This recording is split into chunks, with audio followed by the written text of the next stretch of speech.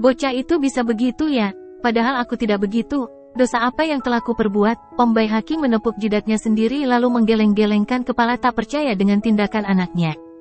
Kamu jangan begitu Ham, kalau bisa enggak usah pakai tunangan langsung menikah saja. Aku tuh sebenarnya enggak setuju ketika mereka berdua ingin tunangan terlebih dahulu. Tapi namanya anak, memang aku kurang tegas padanya. Insya Allah Om, doakan langsung menikah jika sudah ketemu jodohnya. Amin. Aku terasa capek, mengemudikan mobil juga terasa malas. Pelan-pelan saja, yang penting sampai rumah. Tadi terlalu lama aku menunggu Sofyan pulang dan ketika sudah datang ia berkeluh kesah padaku panjang kali lebar. Intinya ia dan Chelsea sepakat break dahulu untuk menata hati masing-masing, tepatnya menata hati Sofyan bukan Chelsea. Ada-ada saja mereka, anak zaman sekarang memang aneh-aneh. Terdengar suara decitan rem yang diinjak mendadak. Untungnya remnya pakem, sambil mengelus dadaku, di depanku ada anak tiba-tiba menyeberang. Alhamdulillah dia tidak kenapa-napa, lirihku bermonolog sendiri. Maaf mas, anak saya main menyeberang saja. Makasih, anak saya tidak kenapa-napa, seorang ibu sudah berdiri di samping pintu. Kubuka jendela kacaku dengan menganggukkan kepala kepadanya, padahal hatiku hampir copot. Iya ibu, yang penting anaknya selamat. Lain kali hati-hati dan ibu jaga anaknya, pesanku kepadanya. Ibu tersebut mengangguk kecil sambil berlalu menuntun anaknya. Memang kusadari inilah rawannya jika berada di komplek perumahan. Makanya jika mengendarai motor atau mobil harus hati-hati, banyak anak kecil berkeliaran. Untung saja aku mengemudi pelan tadi. Ketika akan menutup jendela, kulihat dua orang wanita berhijab sedang berjalan, kita berpapasan. Mereka berdua berjalan menjauh dari mobilku. Arum, itu Arum, gegas aku melongok keluar, ya dia Arum. Aku langsung memegang gagang pintu mobil hendak keluar, tapi bersamaan itu ada bunyi bel mobil dari belakang mobilku, aku galau. Bel berbunyi kembali, akhirnya kuurungkan niatku keluar dan kembali mengemudi maju ke depan dan menepi, memberikan mobil belakangku agar bisa berjalan. Setelahnya aku putar balik, aku menyusuri jalanan yang kukira dilalui Arum. Aku yakin tadi Arum. Meskipun sekilas, tapi aku masih ingat itu dia. Ku tengok kanan kiri ketika mendapati gang, maklum perumahan jadi banyak gang. Aku membuang nafas kasar, sampai jalanan buntu aku tidak menemukan mereka. Kemana mereka?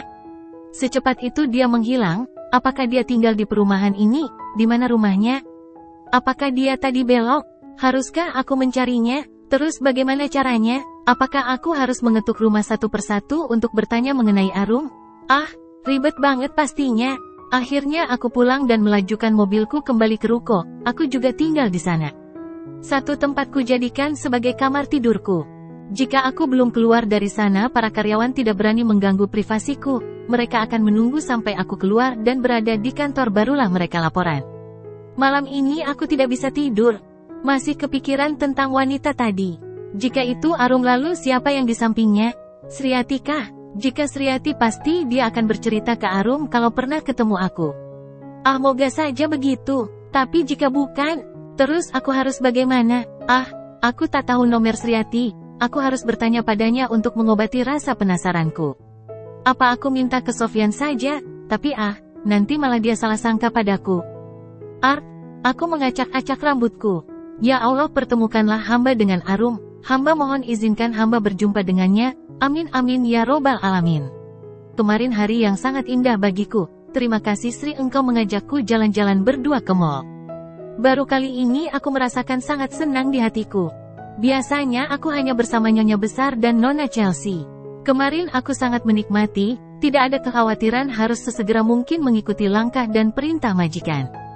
Aku bisa nyantai dan mengikuti hatiku sendiri. Seperti itukah jika kita bisa bebas dan punya uang sendiri?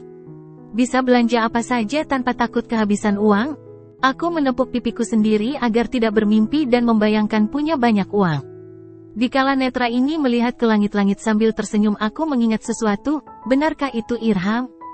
Setelah bel mobil yang belakang berbunyi, aku melihat ke arah mobil yang sedang diam di depannya. Sekilas wajah Irham melongok keluar jendela kaca, lalu kembali ke dalam. Apa benar itu dia? Aku tak yakin. Tapi kan bisa saja itu dia. Apa ia masih kuliah? Atau sudah kerja? Masih sendiri? Atau sudah menikah? Irham, terakhir aku berjumpa denganmu ketika menjelang zuhur, kami semua berjalan pulang. Tiba-tiba kamu keluar dari mobil ayahmu. Saat itu hatiku sangat senang dan sejak itu aku tidak pernah bertemu denganmu lagi. Andai, Rum, kamu masak apa ngapain sih? Itu ngiris wortelnya kok kayak gitu? Nanti malah tanganmu loh yang keiris, tegur Nyonya Esti. Aku langsung berhenti mengiris dan menunduk. Maaf Nyonya, jangan ngelamun saja. Masak yang benar. Baik Nyonya. Setelah Nyonya Esti meninggalkanku, aku pun fokus memasak. Untungnya cuma ditegur seperti itu dan enggak masalah karena itu juga kesalahanku. Kalau si Tuti sering diomelin katanya ngerawat anaknya kurang inilah kurang itulah, kasihan dia tapi mau bagaimana lagi itu tugasnya sebagai babysitter.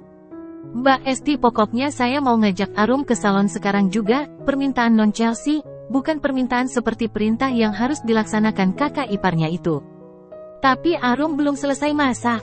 Ya bahkan bisa lanjutin masaknya, atau tinggal pesan saja, bereskan. Kamu itu loh, Cel, kalau ada maunya selalu saja harus dituruti. Biar Arum menyelesaikan masaknya sebentar, seseorang keluar dari kamar dengan baju santai.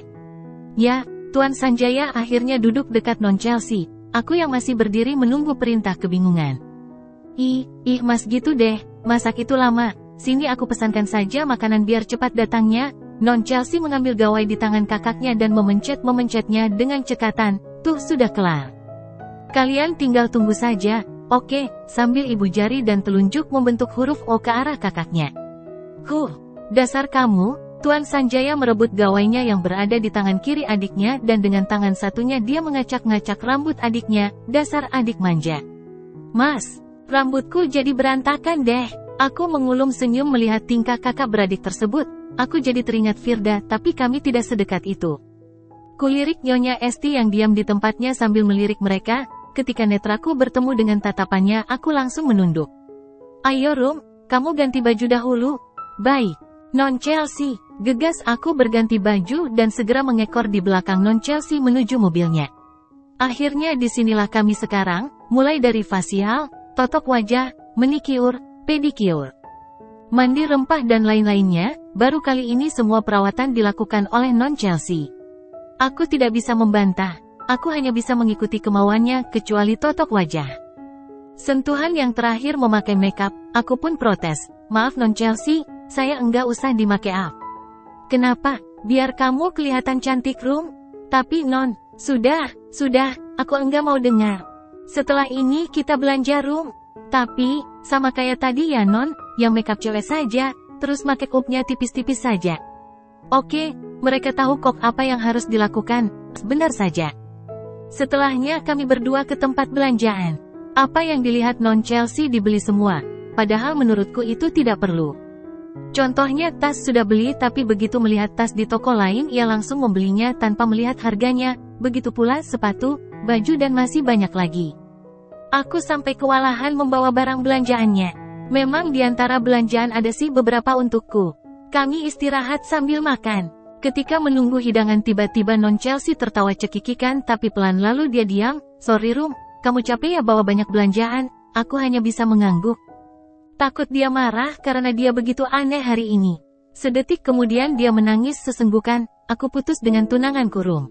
Dek. Bersambung.